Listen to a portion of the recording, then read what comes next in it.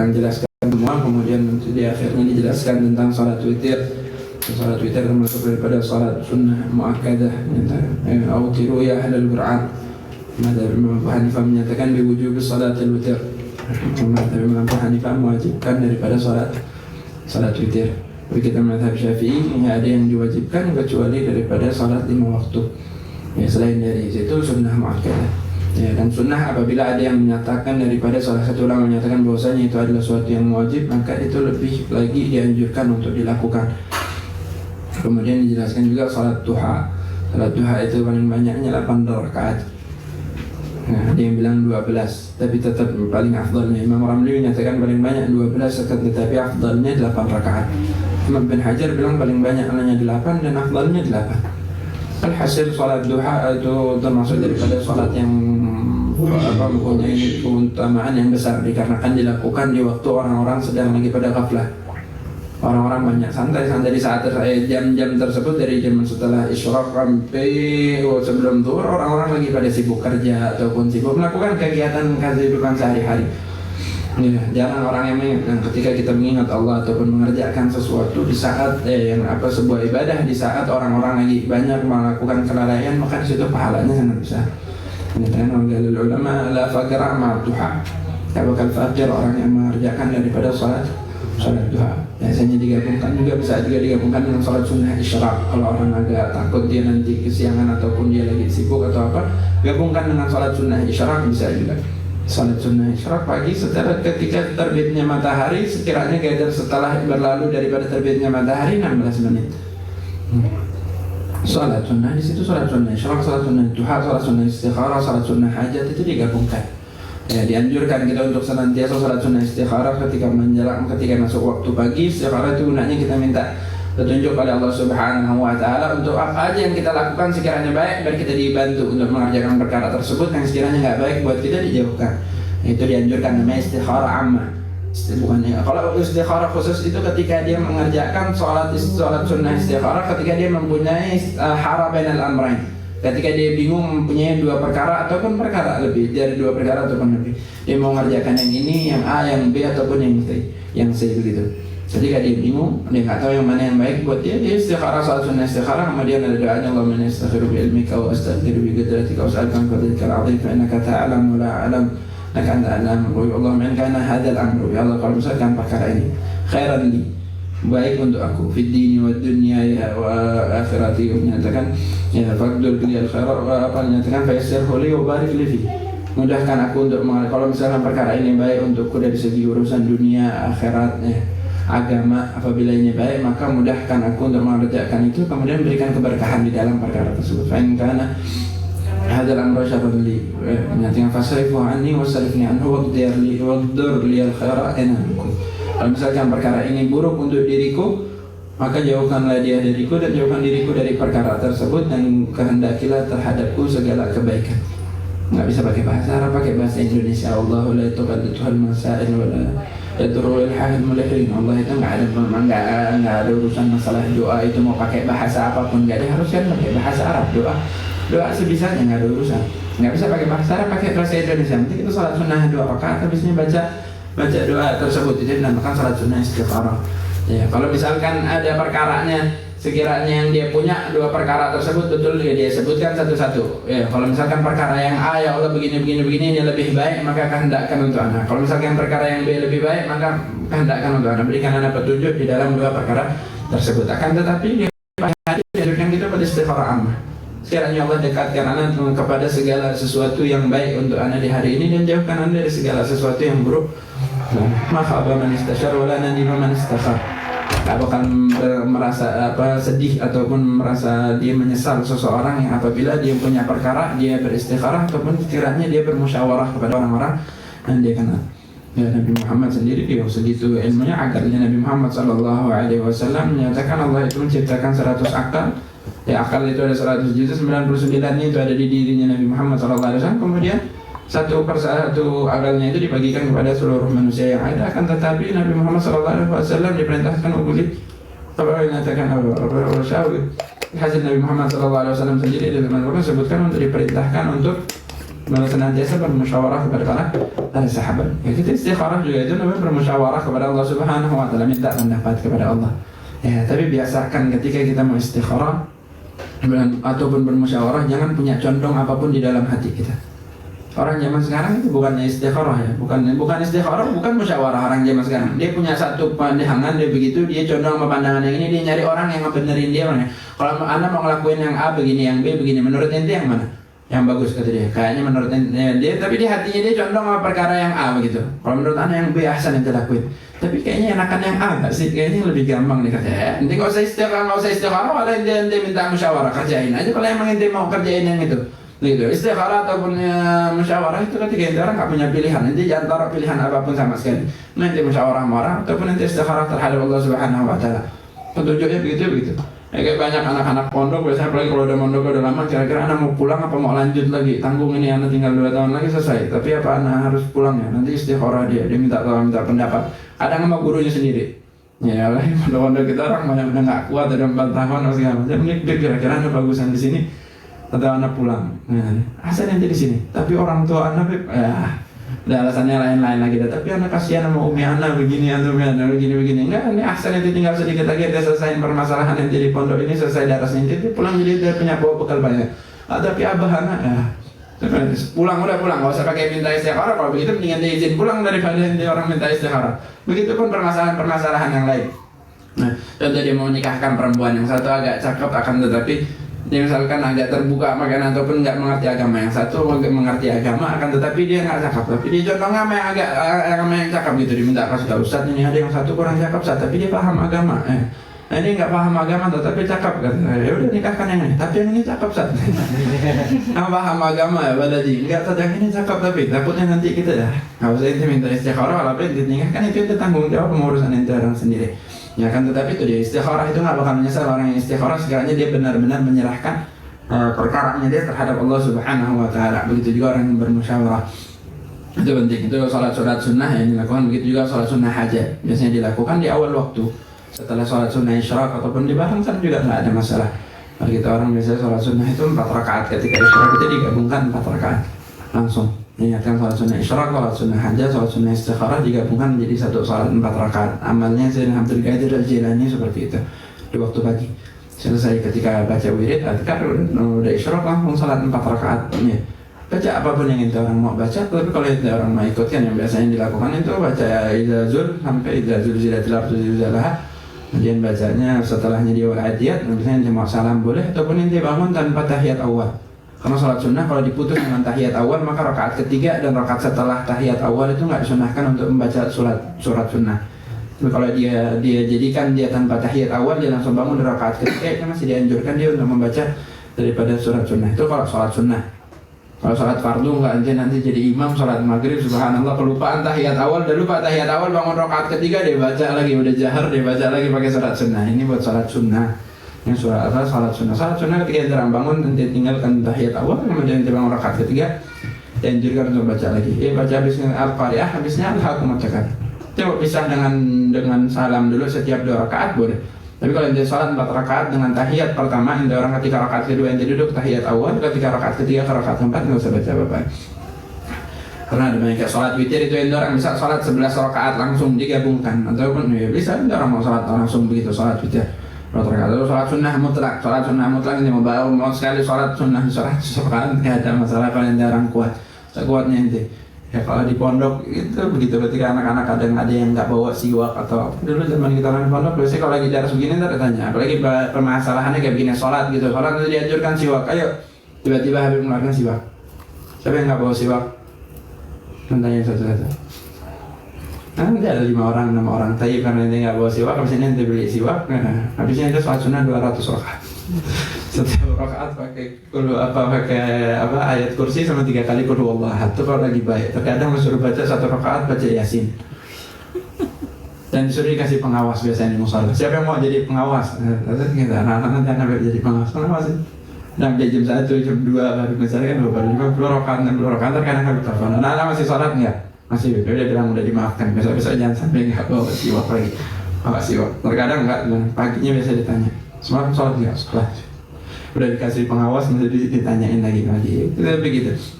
Alhasil itu dia mau digabungkan langsung 4 rakaat boleh, ataupun mau dipisahkan begitu. Witir itu orang boleh begitu. 11 rakaat langsung digabungkan. Selama nggak ente duduk 2 tahiyat awal, maka dianjurkan baca surat sunnah terus. Nah itu salat witir 8 rakaat, 7 rakaat begitu, ente kan gabungkan langsung di awal, nanti tahiyatnya ketika nanti mau 2 rakaat terakhir ataupun setelah baca sisa 1 rakaat, misalkan dia baca Sabihis kemudian baca Qul ya Kafiran, dia tahiyat awal kemudian bangun lagi baca Qul huwallahu ahad, itu nggak ada masalah. Walhasil itu salat sunnah. Kemudian ada rawatibus shalah, kita akan jelaskan, kemudian juga banyak daripada fadilahnya. Walhasil disebutkan dalam hadis qudsi, la yazalu 'abdi yataqarrabu ilayya bin nawafil hatta uhibbah. Seorang hamba itu ketika dia senantiasa mendekatkan diri kepada Allah Subhanahu wa taala dengan perkara-perkara yang sunnah setelah dia mengerjakan yang wajib. Kalau dia banyak ngerjain sunnah tapi yang wajibnya dia tinggalkan, nggak ada faedahnya. Ya, sunnah itu diletakkan setelah kewajiban. Orang mengerjakan sunnah dia memperbanyak daripada sunnah kan, tapi dia fardunya dia bolong-bolong ataupun kewajibannya dia tinggalkan, begitu itu nggak betul. Yang mau mengerjakan sunnah kerjakan setelah kewajiban. Kerjakan kewajiban kita udah sempurna, alhamdulillah. Sekiranya sholat kita nggak bolong-bolong apa segala macam, zuhur, asar, maghrib, isya, fajar semuanya kita orang udah sholat, tambahkan. Udah beliau ba'di, tambahkan lagi nanti sholat duha, tambahkan lagi sholat witir di malam hari. Kalau bisa qiyamul lail wa minal laili fatahajjad bihi nafilatan laka asa yab'atsaka rabbuka maqaman Mahmud. Sholat qiyamul lail setelah tidur di awal waktu, bangun malam gitu. Ya, kalau nanti orang biasa begadang tengah malam, biasa begadang sekiranya begitu. Kadang nanti orang malam nggak bisa tidur sampai subuh, nanti sampai subuh baru tidur. Ya, biasanya nanti ketika waktu maghrib atau waktu isya agak ngantuk, ya tidur aja. Tidur nanti orang bangun jam 10, bangun jam 11, itu sholat hatta 2 rakaat. Jadi hitung sebagai sholat sunnah tahajud, dikarenakan dikerjakan setelah tidur. Nggak diharuskan dikerjakan di akhir malam seperti kayak malam, enggak. Tapi yang penting ya, itu orang kerjakan setelah bangun tidur. Berhasil. Kalau sholat sunnah dianjurkan diperbanyak, dikarenakan al-aslu itu al-fardu itu ataupun al-wajibat itu dinyatakan ra'sul mal, kata Imam Ghazali dalam Bidayatul Hidayah. Sholat yang kewajiban itu apabila dikerjakan itu sama aja kayak kita balik modal.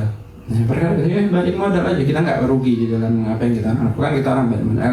Tetapi yang namanya sunnah-sunnah wan nawafil ya rebeh. Kalau kita mau untung, kita mempunyai keuntungan banyak, sekiranya kita mau kaya di akhirat, memperbanyak daripada perkara yang sunnah. Kemudian kita orang dijelaskan dan selesai pembahasan di dalam kitabus shalah, di dalam kitab Risalatul Jami'ah. Malam hari ini kita akan membaca daripada permasalahan puasa. Nah, alhamdulillah dikit lagi kita orang ada Jumadil Akhir. Malam ini miladnya Sayyidatina Fatimah Az-Zahra. Ya, penting ya orang zaman sekarang itu nggak kenal. Ada Sayyidatina Fatimah Az-Zahra, ya Sayyidatina Fatimah Az-Zahra mempunyai keutamaan yang ajib ya. Seorang perempuan yang dimuliakan, katanya kamu la minar rijali katsirun lam takmul minan nisa illa arba'ah. Orang yang sempurna dari laki-laki banyak kan, tapi perempuan yang akidah ataupun itunya sempurna adalah Muhammad, enggak ada kecuali 4 orang. Fatimah binti Muhammad, Khadijah binti Khuwailid, kemudian Asiyah binti Muzahim sama Maryam binti Imran. 4 orang perempuan yang menyatakan kamulah sempurna dari segi perempuan. Sayyidatina Fatimah Az-Zahra, orang yang menyatakan pemalu, sampai menyatakan awal orang yang pertama kali merasakan malu di akhirat ketika di padang mahsyar semua orang tanya, orang yang pertama kali merasakan malu Sayyidatina Fatimah Az-Zahra. Sampai saking malunya sampai dia menjaga dirinya dia di dunia ini. Sayyidatina Fatimah Az-Zahra nanti ketika dia mau melewati siratal mustaqim, kata Allah Subhanahu wa taala sama al-Hatif menyatakan quddu ya ahlul mauqif, semua orang disuruh nunduk. Ini al-jaza' min jinsil amal. Sayyidatina Fatimah gak mau dilihat ketika di dunia oleh seorang laki-laki yang bukan muhrimnya dia menjaga dirinya dia. Ketika di akhirat Allah jaga dirinya dia. Ya, ini balasan karena dia menjaga dirinya dia ketika dia di dunia. Suruh nunduk semua orang yang ada di padang mahsyar. Ya, kemudian satamur Fatimah binti Muhammad wa ma'aha 70,000 minat huril. Ada 70.000 bidadari yang menjaga, yang ngiringin Sayyidatina Fatimah Zahra. Nah, ini orang yang mulia ya, enggak sembarangan. Nanti mau berbarang bawa barang sama Sayyidatina Fatimah Zahra, sebab dia mau ikutin, dia mau nanti dibangkitkan, nanti perempuan mau dibangkitkan bersama Sayyidatina Fatimah Zahra, ya ikutin apa yang diikutin. Nah, Sayyidatina Fatimah Zahra ketika Nabi Muhammad SAW menanyakan kepada para sahabat, apa perkara yang paling baik untuk perempuan? Sesuatu yang paling baik buat perempuan. Gak ada yang berani jawab sahabat saat itu. Kemudian ketika pulang, para sahabat itu seperti itu. Ketika dia pulang, diajarkan istrinya, keluarganya, apa yang dia temui ataupun apa yang dia dapati bersama Rasulullah SAW di majelis. Kemudian Sayyidina Ali ceritakan kepada Sayyidatina Fatimah, dari di majelis ada satu pertanyaan yang gak bisa dijawab oleh para sahabat. Apa itu? Kata dia, ma huwa syai'un ahsanu lin nisa. Apa perkara yang paling baik untuk perempuan? Kata Sayyidatina Fatimah, kalau engkau izinkan anak pergi ke Rasulullah, kemudian anak akan menjawab pertanyaan tersebut. Apa buat? Datang Sayyidatina Fatimah untuk Sayyidatina Nabi Muhammad SAW itu kalau yang ngetuk pintu Sayyidatina Fatimah, Nabi Muhammad tahu. Dari ketukannya aja udah berbeda. So, Nabi Muhammad SAW mahabbat nisa ila Rasulullah SAW, orang yang paling dicintai nama Nabi Muhammad. Fatimah bid'atun minni. Fatimah itu bagiannya dari anak, kata Rasulullah. Maka kata Nabi Muhammad, orang yang membuat Sayyidatina Fatimah marah maka sama aja membuat diri anak. Apa yang membuat Sayyidatina Fatimah senang itu menyebabkan anak senang. Walhasil datang Sayyidatina Fatimah, datang Rasulullah SAW, dia tahu ketukan yang lawatinha Fatimah. Ini Fatimah dia masuk disambut sama Rasulullah SAW. Kemudian kata Sayyidatina Fatimah, Rasulullah, engkau nanya sebuah pertanyaan tentang apa yang paling baik untuk perempuan dari kehidupan perempuan dan nggak ada yang jawab. Kalau kau izinkan aku mau menjawab pertanyaan tersebut. Kata Nabi Muhammad, tafadhal. Kata Sayyidatina Fatimah, alla yaraha rajul wa la tara rajul. Yang paling baik untuk perempuan, dia nggak pernah dilihat oleh laki-laki dan dia nggak pernah lihat laki-laki. Itu yang paling baik untuk perempuan. Mau zaman dulu, dari zaman Sayyidatina Fatimah. Saking itulah sesuatu yang paling baik untuk perempuan. Jangan sampai dia melihat laki-laki yang lain ataupun dia dilihat oleh laki-laki bukan mahramnya dia. Senang Nabi Muhammad SAW bersurah Rasulullah SAW agak bila membina ainnya kemudian dicium. Ketika dan Nabi Muhammad itu ketika senang, kalau di dalam sirah kalau kita orang baca kan menyatakan ka'anna syamsu tajuru ila wajhi. Nabi Muhammad itu kalau senang itu saking bercahayanya seakan-akan matahari lagi mengelilingi di wajahnya Nabi Muhammad.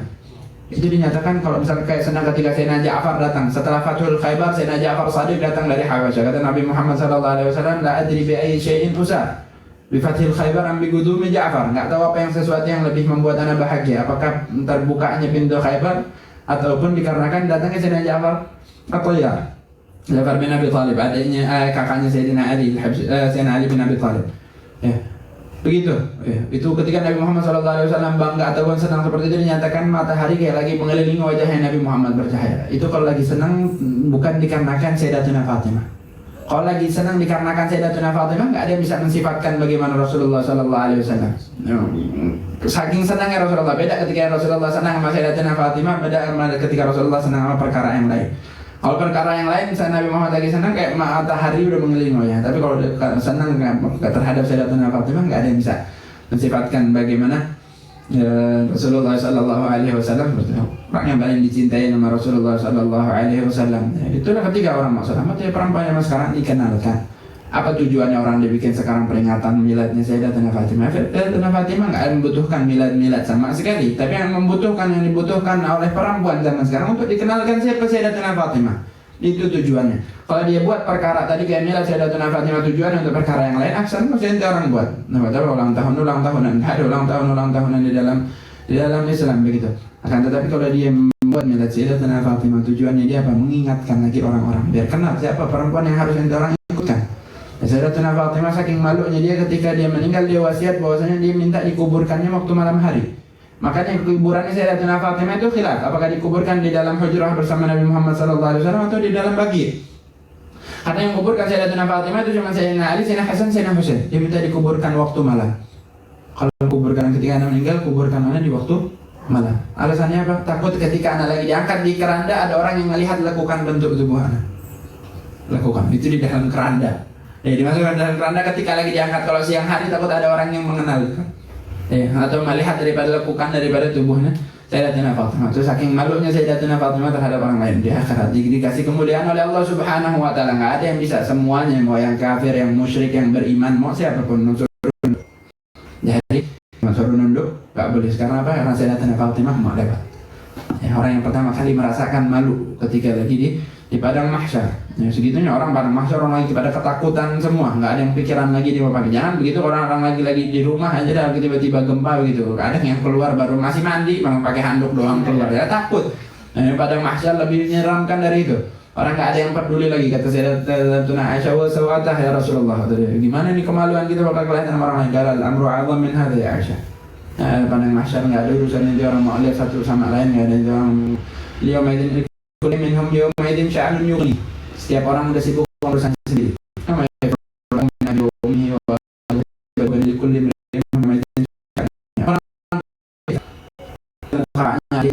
antaranya tadi.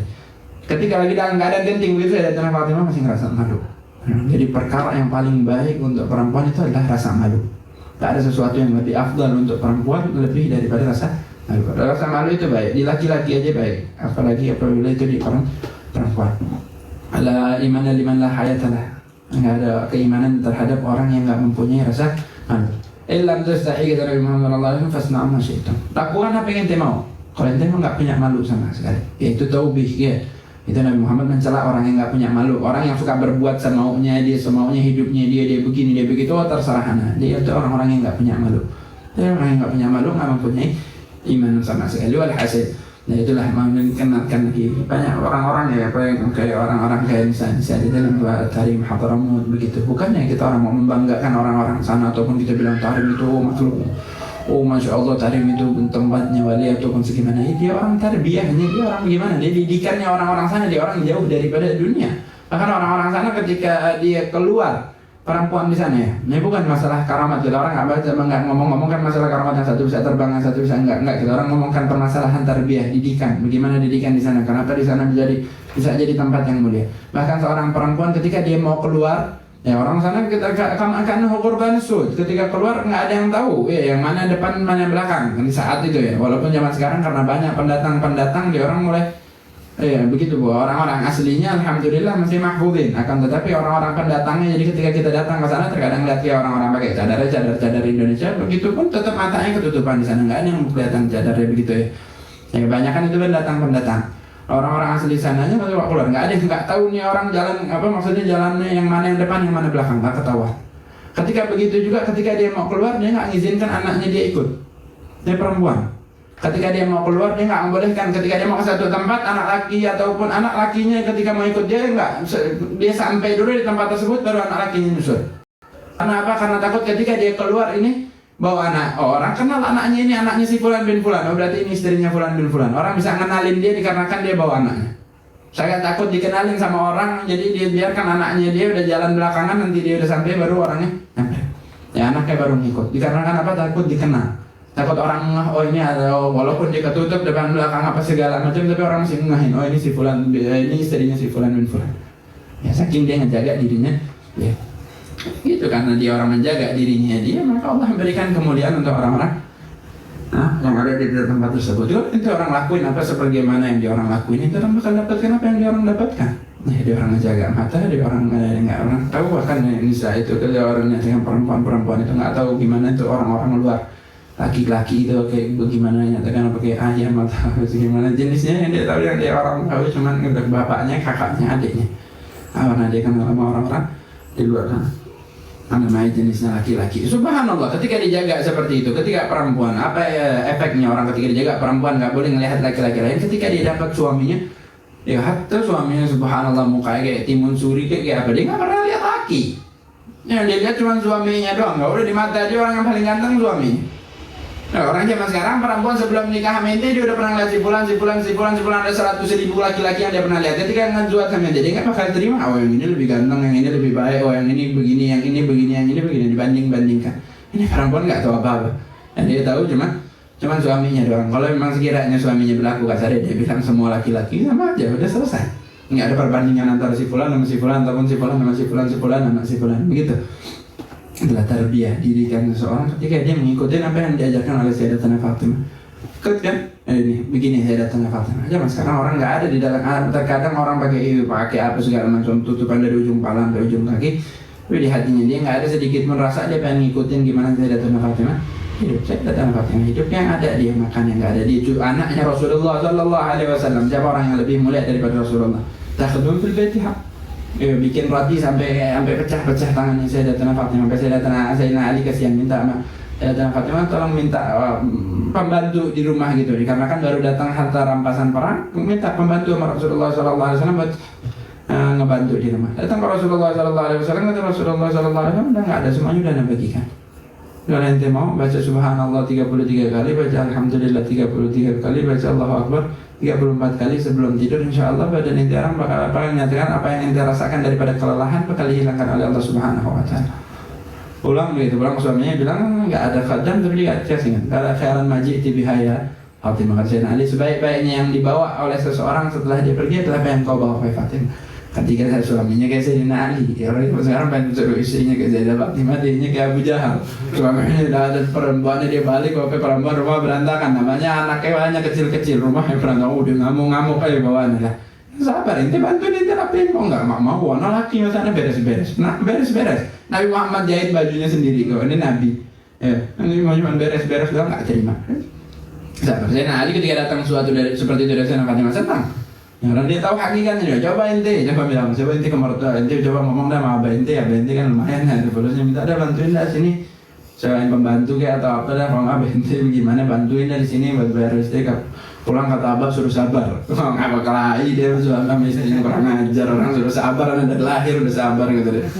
Karena walhasil itu begitu orang-orang yang sekarang ini, jadi orang dikenalkan lagi, diingatkan lagi sama Sayyidatina Fatimah, dikenalkan lagi sama perempuan-perempuan yang Masya Allah, perempuan-perempuan yang sekiranya Sayyidatun Nisa fil Jannah, pemimpinnya para perempuan di surga. Itulah tugasnya orang, ada dikenalkan lagi, diajarkan lagi. Karena kan orang zaman sekarang jauh dari agama. Kalau orang zaman dahulu 24 jam didengarkan tentang Sayyidatuna Fatimah, perempuan setiap hari yang didengarkan tentang Sayyidatuna Fatimah, tentang Sayyidatuna Aisyah. Orangnya cuma sekarang jarang mau dengar kalau ada lagi eventnya doang. Makanya dibikinkan eventnya zaman sekarang, event milad Sayyidatuna Fatimah. Biar orang datang, orang-orang mau datang kalau ada begitu. Coba sekarang kita orang bikin, ayo darah sekarang mengenalkan tentang Sayyidatuna Fatimah.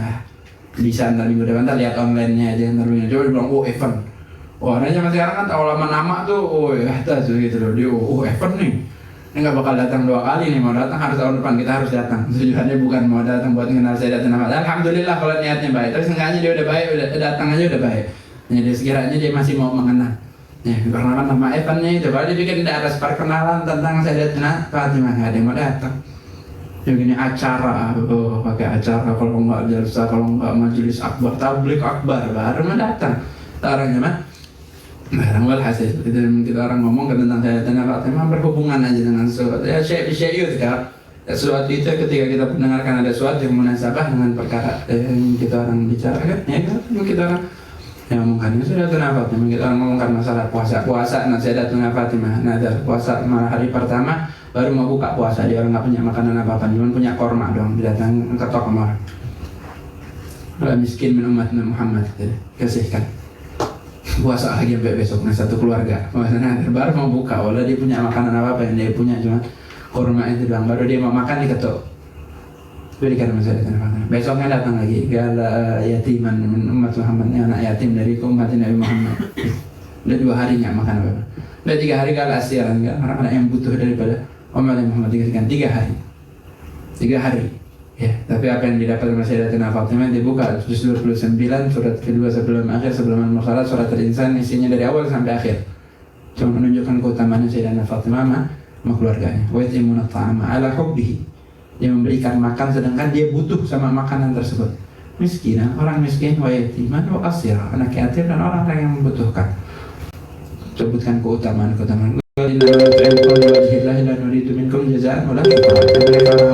Mereka lakukan betul-betul karena mencari keridhaan Allah Subhanahu wa taala, enggak diinginkan terima kasih ataupun balasan dari itu. Karena di dalam surat Al-Insan, setiap surat di dalam Al-Qur'an ketika menceritakan tentang surga diceritakan hurul ain.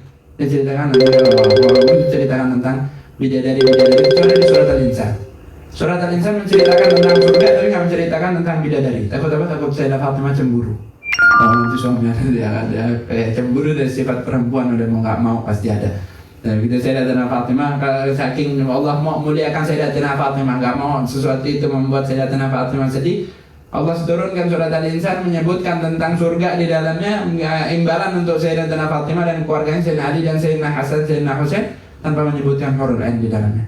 Takut cuma takut Sayyidatuna Fatimah cemburu. Ya. Allah Subhanahu wa taala menurunkan itu adalah salah satu walhasil.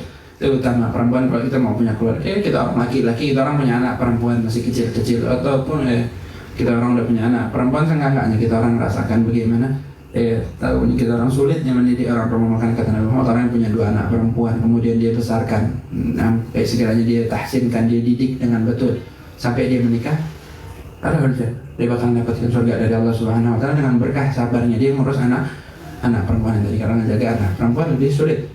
Ya, anak laki-laki nggak ada cacatnya modelannya, dia mau bagaimana juga nggak ada. Anak perempuan yang sulit nih jaganya, hasil butuh penjagaan yang lebih kuat. Harus itu. Dari zaman kita orang apalagi membutuhkan kesabaran yang besar, membutuhkan baiknya dengan orang zaman dahulu dia seperti itu dinasihatkan sini. Makan orang zaman sekarang nggak banyak apa-apa, wala'iyadzubillah ya, pernikahannya nggak berjalan baik dikarenakan yang dia ikutkan orang-orang yang dia lihat di televisi. Tapi dia orang yang lihat di dalam sosial media, oh ini begini, dia berkelahi sama suaminya, oh ini ngangkat suara lebih kencang dari suaminya dia ngikutin kegiatan yang dia orang lihat di dalam kehidupannya dia sehari-hari. Terus dia bilang bermasalah, kemudian disalahkan, oh nikah muda nggak benar, nikah muda nggak benar. Kalau intinya benar, nikahnya benar. Kalau intinya nggak benar dari awal, udah nikahnya nggak bakal benar. Ya walhasil, setelah yang kita orang diajarkan untuk melihat lagi orang-orang yang baik ataupun orang-orang kemudian juga kita orang mengingat kebaikan-kebaikan yang dia sudah dilakukan oleh jasanya kepada kita orang. Kemudian untuk apa tujuannya? Kita cuma satu, buat menguatkan daripada iman kita. Nabi Muhammad diceritakan di dalam Al-Quran tentang apa? Rasul-rasul terdahulu. Buat apa sih, ngapain kata orang zaman sekarang diceritain tentang guru-gurunya, diceritain tentang orang-orang terdahulu yang hebat-hebat, gunanya apa? Kata dia nggak ada gunanya, udah ini orang udah mati, udah selesai, udah amalnya dia udah selesai. Nabi Muhammad SAW, Al-Quran thuluthuha qisas. Sepertiga daripada isi Al-Quran isinya cuma cerita Nabi Allah Musa, Nabi Allah Nuh, Nabi Allah wadhkur akhahum Hudan, wadhkur akhahum, semuanya Nabi-Nabi diceritakan. Sepertiga daripada Al-Quran isinya tentang cerita para Nabi. Ketika Allah Subhanahu wa Ta'ala menceritakan kejadian para Nabi, kata Allah bahwa kullan naqussu 'alaika min anba'i rusuli man tathbitu bihi fu'adak. Dan setiap aku menceritakan tentang rasul-rasul terdahulu untuk menguatkan hatimu. Ini Nabi Muhammad SAW yang imannya nggak bisa ditandingin sama seluruh manusia. Ketika diceritakan tentang nabi-nabi terdahulu, menguatkan lagi imannya, kekuatan di hatinya Nabi Muhammad. Bagaimana orang-orang zaman sekarang ketika dibacakan kisah-kisah orang-orang terdahulu, dia yakin kuat lagi keimanannya dia, ke hatinya dia untuk mengikuti sebagaimana apa yang telah dilalui ataupun dijalani jalan yang benar yang sudah dilalui oleh para orang-orang saleh terdahulu. Kemudian kita akan menjelaskan nanti ke permasalahan tentang puasa. Puasa itu awal pertama kali diwajibkannya tahun kedua daripada Hijriah. Ya alladzina amanu kutiba alaikumusiyam kama kutiba alal ladzina min qablikum la'allakum tattaqun. Diwajibkan kepada kalian untuk berpuasa. Apa itu puasa? Puasa itu menyatakan al-imsak al-ma'ruf ala wajhin makhsus fi waqtin makhsusan. Mencegah diri kita daripada perkara-perkara yang membatalkan puasa. Dari terbitnya fajar, dari mulai masuk waktu fajar sampai tenggelamnya matahari. Untuk puasa, mencegah diri kita, untuk kita orang sadar bahwasanya terkadang kita memiliki sesuatu tapi Allah nggak menghendaki kita untuk melakukan perkara tersebut. Kita orang sadar bahwasanya kita orang ini hamba. Kita punya duit, kita punya makanan di depan mata kita, tapi kita nggak bisa lakukan. Karena kita menghamba kepada Allah Subhanahu Wa Taala dengan perkara tersebut. Dinyatakan kullu amalin ibni Adam lahu illa as-shaum fa innahu li wa ana ajzi bih. Kata Allah Subhanahu Wa Taala dalam hadis qudsi, semua perkara, semua ibadahnya ibn Adam buat dia. Maksudnya buat dia apa? Nanti kita bakal jelaskan. Kecuali puasa, kata Allah Subhanahu Wa Taala, karena itu sungguhnya puasa itu untukku dan aku yang akan membalas.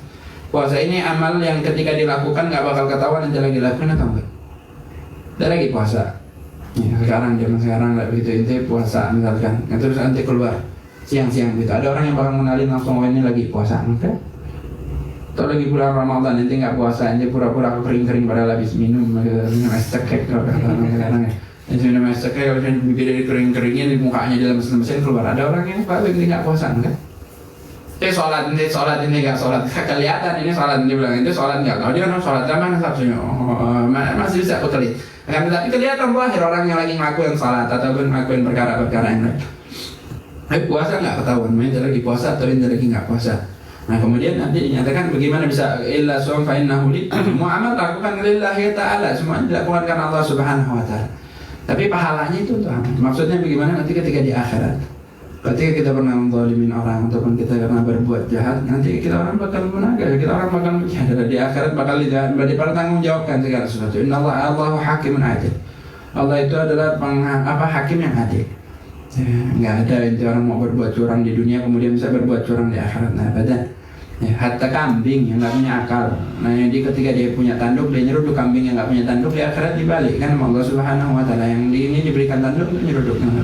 Enaknya di orang kemudian menyatakan habisnya selesai dari situ dia jadi tanah semua. Kita orang yang surga neraka pilihannya cuma salah satu, nggak ada tengah-tengahnya.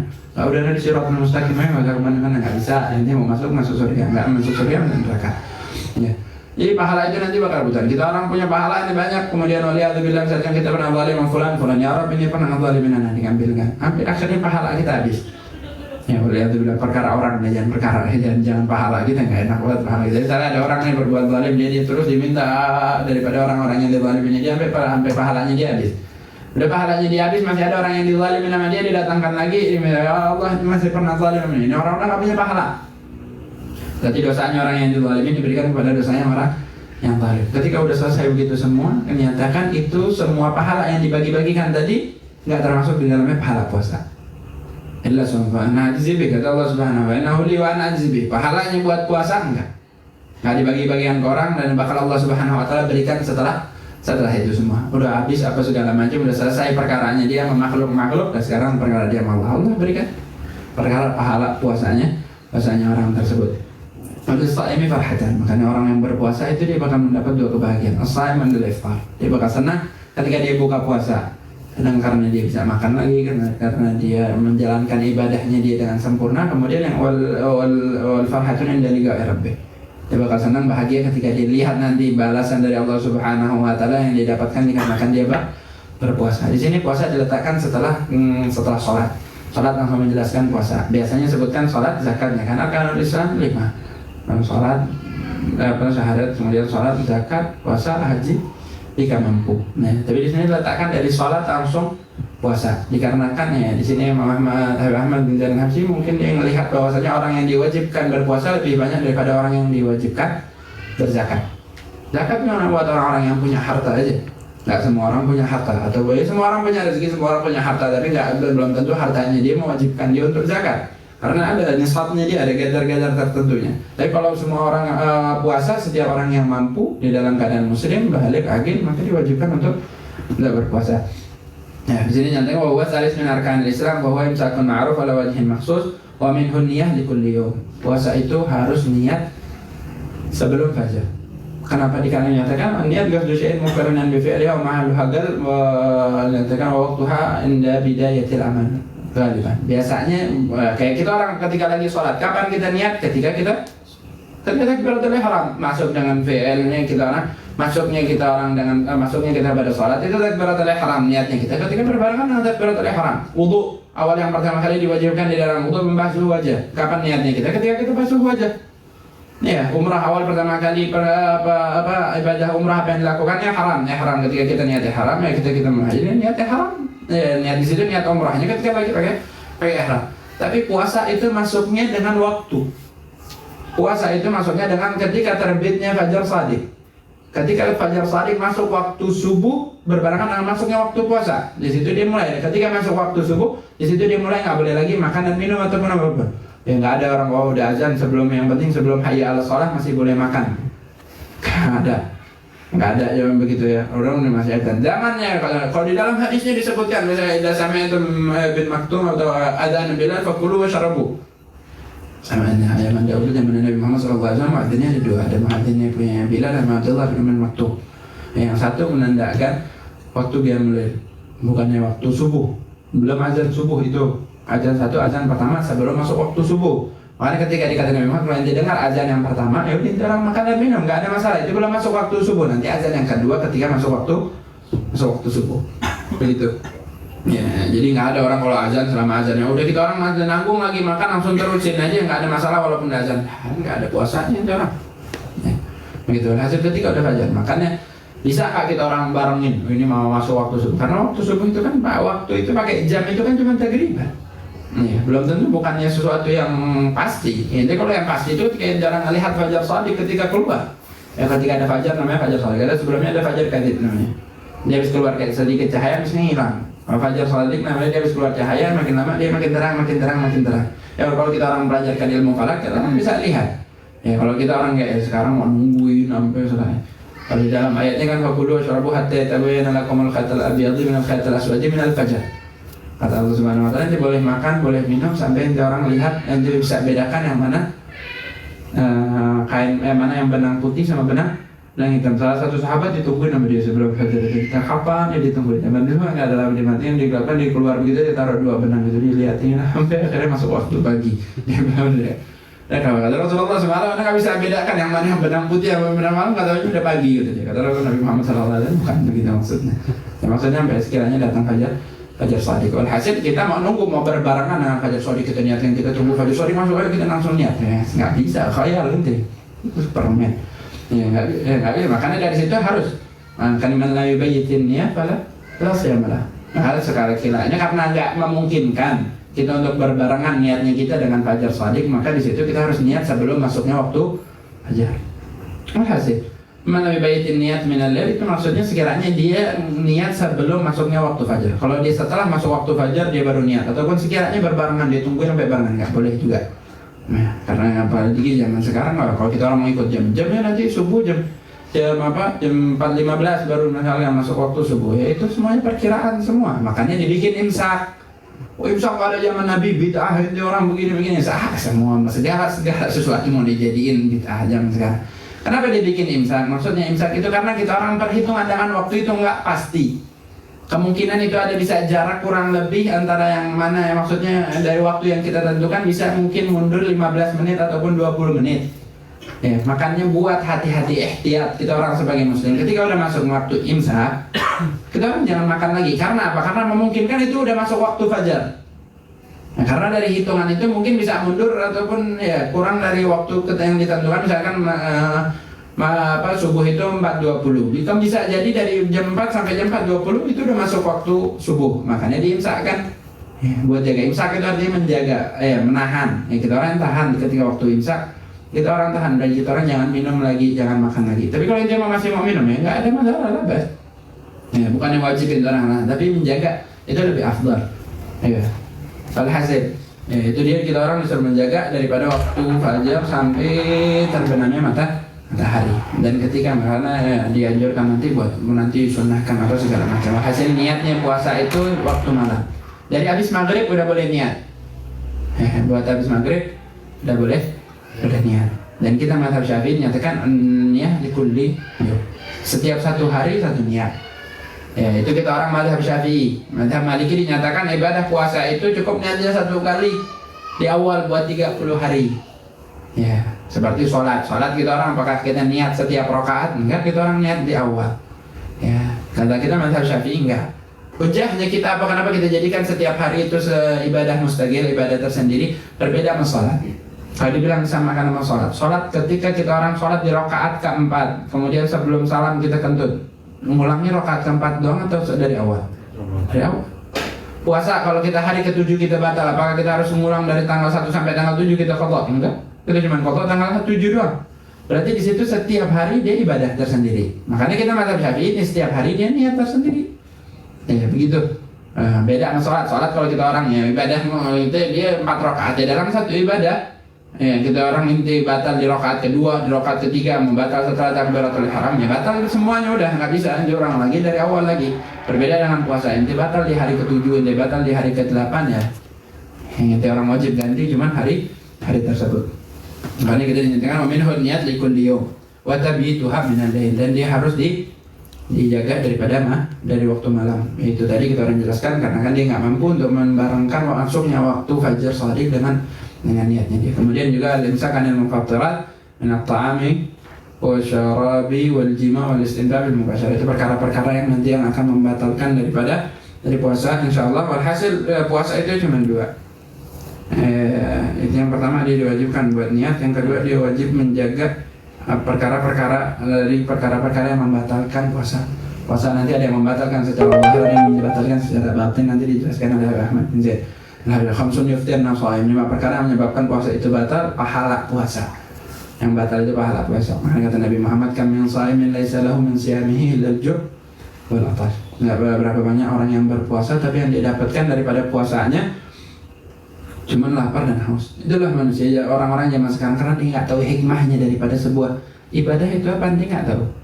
Ya. Karena zaman sekarang itu diibaratkan kayak begini, ketika dia minum obat, dia rasain obat itu pahit. Dia sangka segala sesuatu yang pahit itu obat. subhanallahnya dapat baygon, baik kan pahit dia minum. Oh ini pahit, yang penting pahit berarti obat. Ya orang zaman sekarang tuh begitu, ketika ibadah dia pikir ketika ibadah tujuannya itu adalah merasa lelah dengan ibadah.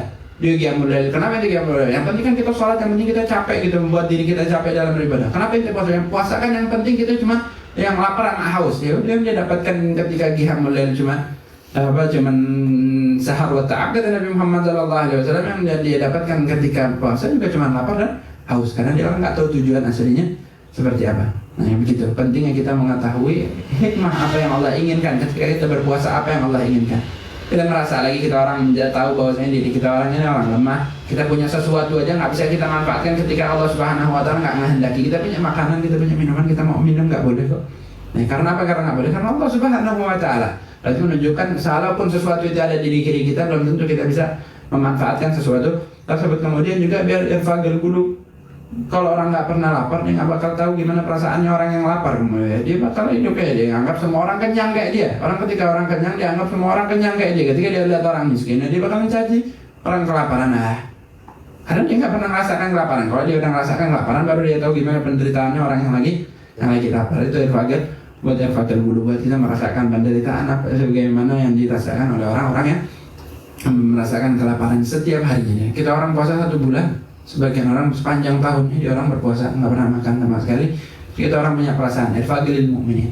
Ketika kita orang punya rahmah antara muslimin satu sama lain, di situ terdapat kebaikan dan ridha daripada Allah Subhanahu Wa Taala. Semoga Allah jadikan setiap amal yang kita lakukan menjadi hujjah lana la hujjah alaina, penolong kita nanti di akhirat, dan jadikan juga nggak dijadikan nanti malah penyebab kita menjadi celaka di akhirat, dikarenakan amal lima nanti menjadi hujah membantu kita, tapi nanti dia menjadi saksi atas perbuatan yang kita lakukan ketika kita melakukan amal tersebut nggak sesuai dengan syariat. Kita minta kepada Allah Subhanahu Wa Taala biar nanti insyaallah kita Allahumma barik lana fi Rajab wa Sya'ban wa ballighna Ramadan. Allahumma barik lana Rajab wa Sya'ban. Kalau Allah sampaikan kita kepada bulan Rajab dan bulan Sya'ban, juga Allah sampaikan kita kepada bulan Ramadan. Karena kata Allah Subhanahu wa taala, Nabi Muhammad sallallahu alaihi wasallam, Ramadan ila Ramadan mukaffiratin lima baina wa ma idza junibatil kaba'ir. Ketika kita dapat Ramadan tahun kemarin, kita dapat lagi Ramadan tahun sekarang, maka dosa kita antara 2 Ramadan tersebut bakal dihapuskan oleh Allah Subhanahu wa taala, tapi dosa-dosa kecil. Adapun dosa-dosa besar wajib kita untuk bertobat kepada Allah Subhanahu wa taala.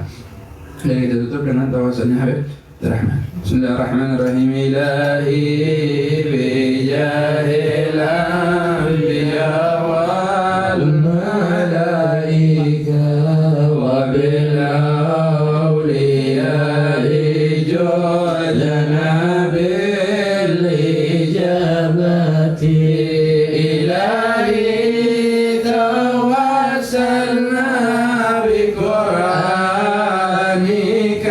karim tunawwir basirati wa sam'i wa muqlati wa tulhimuni rushdi wa tarzuquni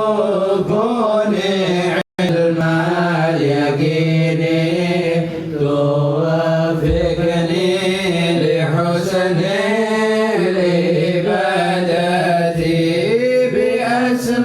أسمائك الحسنى تجود بتوبة نصوح تغفر لي ذنوبي وذلتي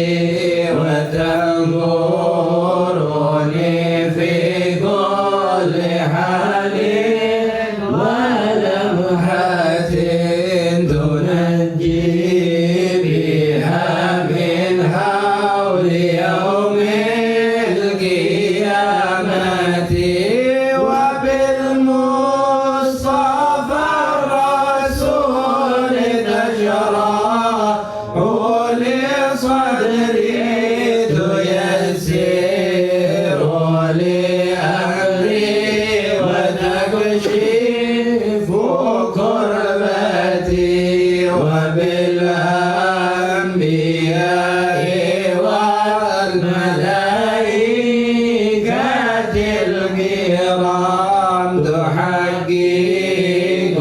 بالتقوى وإدراك غاية